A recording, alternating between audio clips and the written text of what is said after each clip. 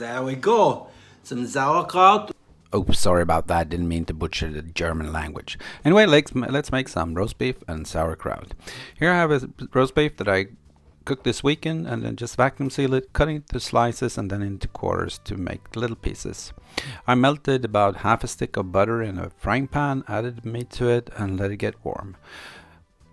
To this I added the squeezed out sauerkraut, a few teaspoons of Dijon mustard and covered it in cheddar cheese. Let it all get warm, the cheese melt.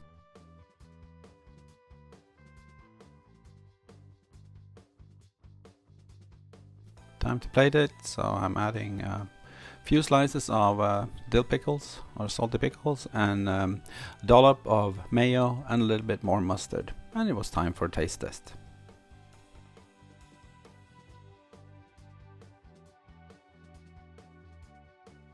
There we go, some roast beef with sauerkraut, melted cheese, pickles, salty pickles, and some mayo and some mustard. And what could be wrong? Let's try it.